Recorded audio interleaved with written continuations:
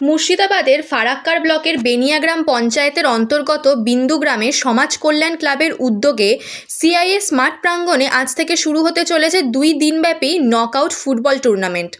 এই খেলায় 8টি দল অংশগ্রহণ করে।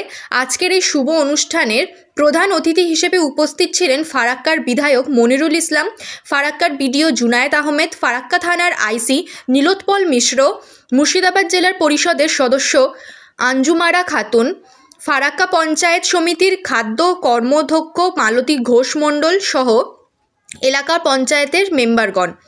খেলার শুরুর আগে আদিবাসী নৃত্যসহ খেলোয়াড়দের সঙ্গে পরিচিতি পর্ব ও ফুটবলে কিক মেরে খেলার শুভ সূচনা করেন অতিথিবর্গরা। প্রথম খেলায় অংশগ্রহণ করে বিন্দুগ্রাম জুনিয়র ক্লাব ও এমটি ট্রেডার্স। টানটান উত্তেজনার মধ্য দিয়ে চলে এই খেলা। হাজব্যান্ড বাবলু ঘোষ মহাশয়কে যে আজকে এই এত মনোরম একটা জায়গায় ফুটবল খেলা নিয়ে আজকে আমরা এখানে উপস্থিত হয়েছি। অ্যাকচুয়ালি আপনারা জানেন আমাদের জাতীয় সঙ্গীতেও আছে বাংলার মাটি, বাংলার জল, বাংলার বায়ু, বাংলার বাংলার মাঠও ওর মধ্যে আছে।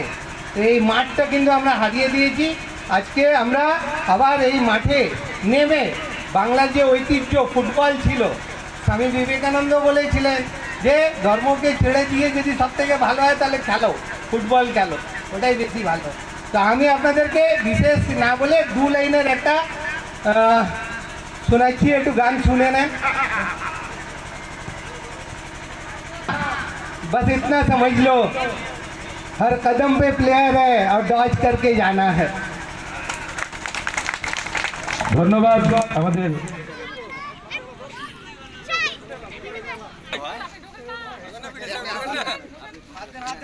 আমাদের প্রিয় বিধায়ক সাহেব, বিডিও সাহেব এবং বিভিন্ন অতিথিবৃন্দের হাত ধরে আমাদের আজকের খেলার দলের ঠিকানাকে শুভ সূচনা হলো।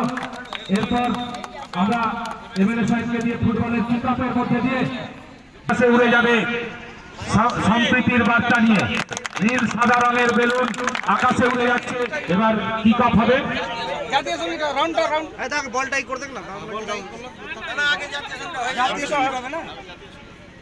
এবং আরো যারা বিশিষ্ট ক্রীড়াপ্রেমী ব্যক্তিত্বরা মাঠে উপস্থিত আছেন, সকলেই প্লেয়ারদের সঙ্গে তাদের পরিচিতি করছেন।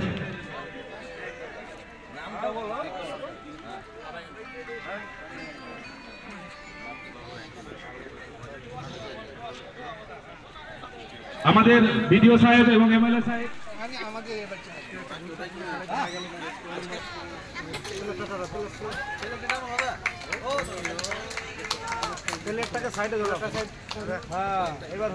আমাদের ফরাক্কা থানার ভারপ্রাপ্ত আইসি সাহেবকে বরণ করে নিচ্ছেন পাপড়ি ঘোষ। সবাই একবার জোরে হাততালি দেবেন।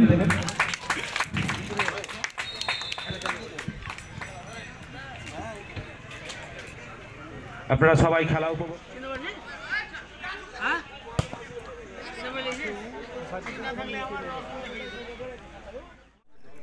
ধন্যবাদ জানাবো সমাজ কল্যাণ ক্লাবের সদস্যদের, বিশেষ করে বাবলুদাকে। এত সুন্দর একটা পরিবেশে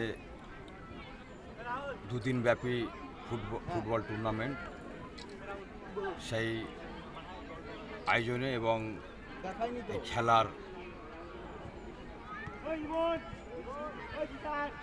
খেলাকে সফল করার জন্য আমাদের বিডিও সাহেব এসেছিলেন এখানে আমাদের ফারাক্কা থানার আইসি সাহেব এবং আমাদের 1 নম্বর জেলা পরিষদের সদস্য, গ্রাম পঞ্চায়েতের মেম্বার, পঞ্চায়েত সমিতির সকল সদস্য আমরা এখানে এসেছি।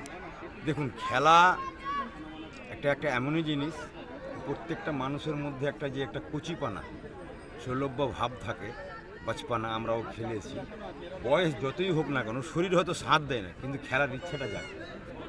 তাই খেলার মতন মধুর সুন্দর কোনো জিনিস হতে পারে না। একটা ফুলকে প্রত্যেকটা মানুষই ভালোবাসে, একটা শিশুকে প্রত্যেকটা মানুষ ভালোবাসে। তাই আমরা শিশুগুলোকে নিষ্পাপ বলি। ফুল প্রত্যেককেই ভালো লাগে, খেলা এমন কোনো মানুষ নাকি ভালো লাগে না। তো আমরা হয়তো কেউ খেলার সুযোগ পেয়েছি, কেউ পাইনি। তাহলে আমাদের ফারাক্কাবাসী ফুটবলটাকে প্রাধান্য দিচ্ছে, মান্যতা দিচ্ছে। ফুটবল বাঙালিদের একটা আবেগ। এই ফুটবলের সঙ্গে আমাদের অনেক কিছু জড়িয়ে আছে, যেরকম স্বামী বিবেকানন্দ বলেছিলেন কি কোনো গ্রন্থ পড়ার চাইতে ফুটবল খেলা ভালো আর কি। তো উনি বুঝাতে চেয়েছিলেন কি যে আমি পড়তে বসলাম, পড়ার পরেও যে জ্ঞান অর্জন করার পরে শরীরটাকে কিন্তু জ্ঞান অর্জন করলেন, কিন্তু বই কিন্তু আপনাকে সুস্থতা দেবে না, আপনাকে সুস্থতা নিজেকে রাখতে হবে খেলাধুলার মাধ্যমে। তাই উনি ওটা বলেছিলেন আর কি। তাই আসুন আমাদের যুব সমাজকে আমরা আহ্বান করব, আমরা মাঠমুখী করছি, আমরা সকলের প্রচেষ্টায় সকলের আহ্বানে এলাকাবাসী কিন্তু সাড়া দিচ্ছে, প্রায় অনেক খেলা হচ্ছে আর কি। এই খেলার মাধ্যমে আমরা নিজেকে সুষ্ঠুভাবে সমাজ এবং সুষ্ঠুভাবে বাঁচার আমরা একটা রাস্তা বের করছি। তাই আমরা যারা অভিভাবক বা গার্জেন আছি, মোবাইলে ছেলেমেয়েরা আসক্ত হয়ে যাচ্ছে, সেখান থেকে বের করে আমরা সুষ্ঠু সমাজ, সুষ্ঠু পরিবেশ গড়ার জন্য এবং দীর্ঘমেয়াদী সুষ্ঠুভাবে বাঁচার জন্য আগামী প্রজন্ম এবং ভবিষ্যৎ প্রজন্মকে আমরা মানে আজকে কোন কোন দল দাদা অংশগ্রহণ করছে? দুটো দল আছে আজকে আমার। কী দল আছে? বিন্দুগ্রাম, এনটি ট্রেডার্স, বিন্দুগ্রাম আর এনটি ট্রেডার্স আর কি, দুটো গ্রাম। আজকে আর কালকে তার ফাইনাল খেলা আছে। তো মেন উদ্যোক্তা হচ্ছে আমাদের বাবলু ঘোষ মহাশয়, এবং আমাদের এখানে একটা আমিরুল দাবের পুরাতন পঞ্চায়েত সমিতির মেম্বার প্রাক্তন, আমাদের ছাত্ররা আছে আর কি মেম্বার, আমাদের অঞ্চল সভাপতি সকলে এসেছিলেন, সকলেই এখানে এসছেন। তো সকলকে আপনাদেরকেও খেলার দেখার মানে আমন্ত্রণ করছি, খেলা দেখুন ভালোভাবে। এবং লোক যেন, আমি একটা কথা বলেছিলাম আপনাদের মাধ্যমেও বলছি, এই খেলার যে রেফারি আছে, রেফারি সে সিদ্ধান্ত নেবে। প্রত্যেকটা খেলারই নিয়ম কানুন আছে, যাতে করে যেন কোনো পাবলিক মাথা না ভরে এর মধ্যে আমরা খেলাটা উপভোগ করব।